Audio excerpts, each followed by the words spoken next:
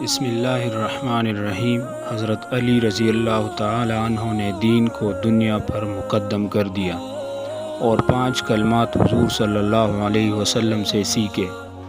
حضرت علی بن ابی طالب رضی اللہ تعالی عنہ فرماتے ہیں کہ نبی کریم صلی اللہ علیہ وسلم نے مجھ سے فرمایا، میں تمہیں 5000 بکریاں دے دوں یا ایسے 5 کلمات سکھا دوں جن سے تمہارا دین اور دنیا دونوں ٹھیک ہو جائیں۔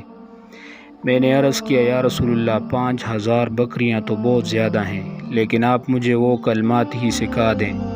حضور صلی اللہ علیہ وسلم نے فرمایا، یہ کہو، اللہم اغفر لی ذنبی ووسع لی خلقی وطیب لی کسبی وقنعنی بما رزقتنی ولا تذہب قلبی الی شیء صرفتہ عنی۔ ترجمہ: اے اللہ، میرے گناہ معاف فرما اور میرا اخلاق وسیع فرما اور میری کمائی کو پاک فرما، اور جو روزی تو نے مجھے عطا فرمائی اس پر مجھے قناعت نصیب فرما، اور جو چیز تو مجھ سے ہٹا لے اس کی طلب مجھ میں باقی نہ رہنے دے۔ نوٹ: آج کا مسلمان ہوتا تو کہتا کہ حضور صلی اللہ علیہ وسلم 5000 بکریاں بھی دیجیے اور 5 کلمات بھی سکھائیے۔